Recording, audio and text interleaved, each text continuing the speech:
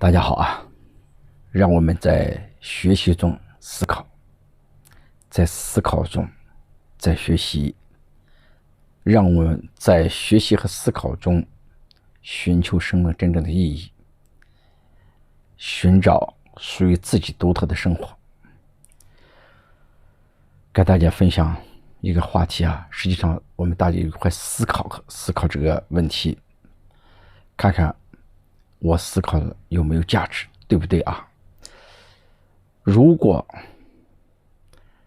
子女患了心理疾病，尤其是抑郁症啊、强迫症啊、焦虑症啊这一类型的一些疾病，常见的一些心理疾病啊，父母自然而然就会想到带孩子做心理咨询，去找心理咨询师给孩子做辅导。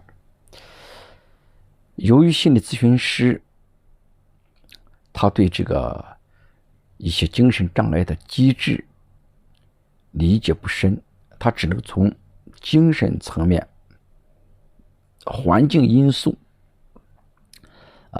在这些层面去理解问题。而且这几年有一个很流行的一种解释，就是说有病的孩子一定成长在有病的家庭里边。那家庭里边就这么几个人嘛，子女、父母嘛。那么如果说孩子有病，那父母肯定不正常嘛，对不对？父母什么不正常？大多数咨询师就把问题归于父母错误的教育方式，认为父母教育孩子的方式不对，认为父母不够爱孩子，或者爱孩子的方式方法不科学，就从这些角度去解释啊，这样就会带来一个问题。表面上看来，它是解释了一种病因，而且还挺有说服力的。孩子一听，就这么回事情，我父母就对我不好，我的问题就是他们造成的。这一解释，好像找到了一个合理的病源，但是带来的问题就是加重了孩子对父母的怨恨，甚至孩子把父母当作仇人，不断的跟父母翻老账，用各种各样的方式来给父母制造痛苦。那么这种分析有没有问题？合理不合理？应该不应该这样分析我来对这个问题做个思考首先我们应该关注到这么一个问题人一旦出现了这个精神问题，几乎是所有的精神问题，人不仅是正向的情绪减少了，负向的情绪增多了，负面的认知增多了，正面的认知、好的认知减少了，坏的认知增多了，而且也伴随着恨增多了，爱减少了。因为恨和爱它其实跟情绪活动跟认知活动具有相当大的这个一致性。坏的情绪、坏的认知就会诱发恨和抱怨，好的认知和好的情绪就容易引发爱。那这样看来，就说道德这个问题它不是一个很孤立的问题。如果从这种家庭疾病因素去分析，它起到的作用是什么？难道做父母的还能把孩子再生一遍，再去让他们成长一次，再去在过去错误的教育中吸取教训，然后重新开始吗？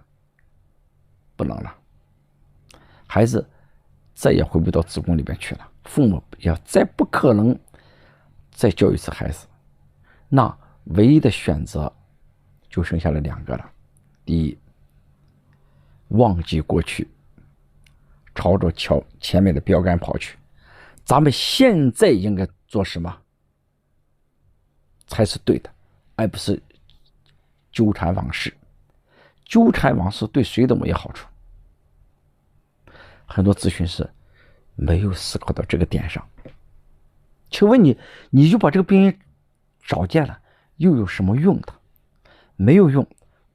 咱们再做一个不恰当的比喻啊，一个男孩子非常爱一个女孩子，非常非常的爱，但是这个女孩子曾经被别人糟蹋过，但是这个女孩子隐瞒了这个事实。隐瞒事实的目的不是出于欺骗，而是避免伤害。那么这个男孩子跟女孩子关系一直都比较好，而且他们结婚了，也生子了，他们一直很幸福。这个突然一天，有人给这男的说，你的老婆某年某月在什么地方被人轮奸啊？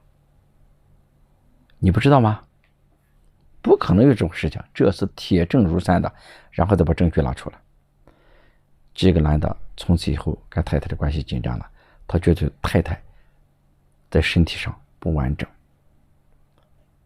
太太有瑕疵，太太没有把处女献给自己，关系出现问题了。也就是说，你告诉这种历史，或者你知道这个历史没有任何积极意义。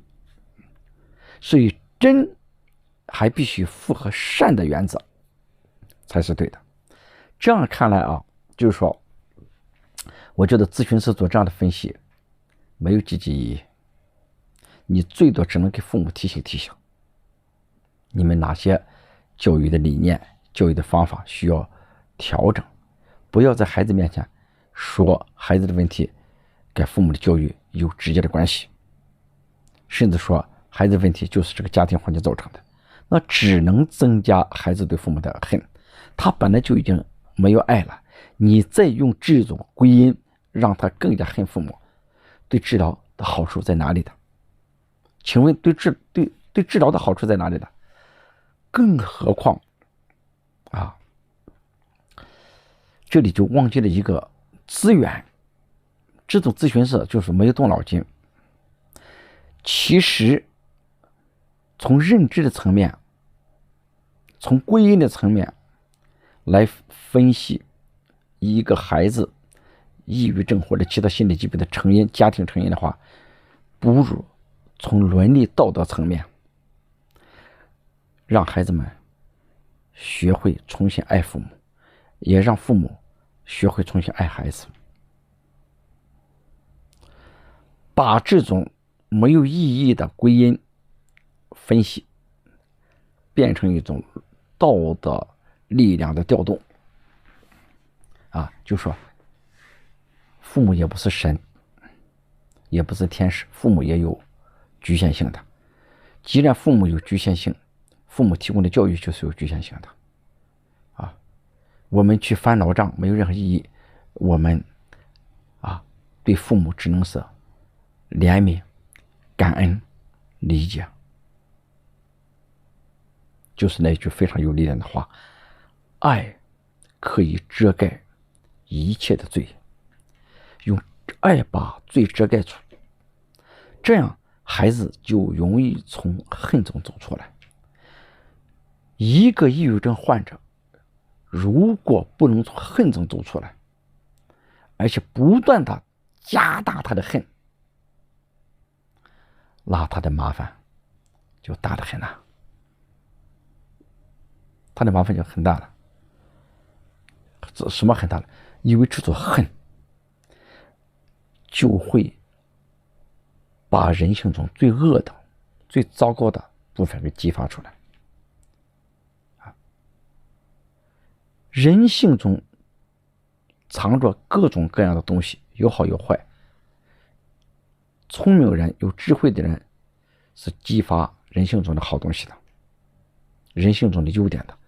愚蠢的人、坏人是激发人性中的恶的东西的。所以我觉得这个辅导的过程啊，其实它是一个高度智能调动的过程。一个没有智能调动能力的人要学心理学啊，难呀，难于上青天。我的这个思考供大家参考，大家可以重新思考这个问题。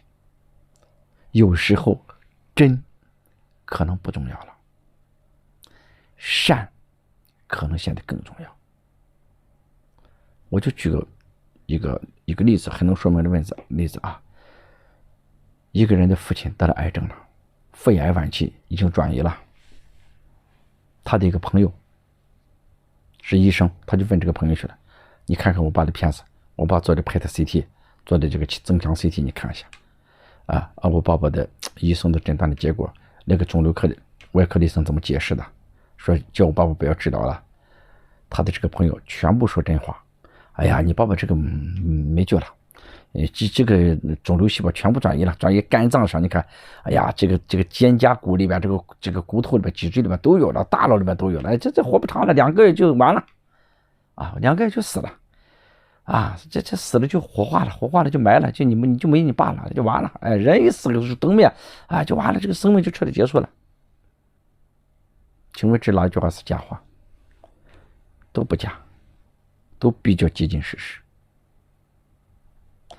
反过来，另外一个人也是医生，说你爸爸这个病到头了，上帝也不让你花钱了，你爸爸也不希望你花钱。你爸爸还是个非常乐观的人，看活得很通透想得很开，你就叫老人家走像你爸爸这种善良人这么正直的人那上帝要用他的，巴不得让这种人到天国里去。你爸爸将来的结局很好你也不必难过，你也为你爸爸感到自豪。你说，如果是你的父亲，你应该听谁说话？听前面那个真话，还是听后面这个善话？我愿意听后面这个善话。所以有时候有很多很多的观点，很多很多的理论，我们需要重新思考。也许我们过去接受的东西是错的，是有问题的。对任何问题的解释，不同的文化形态解释大不一样所以这个智能调动在咨询过程中太重要了。好，这个话题和大家就分享到这里，感谢大家 ，Thank you。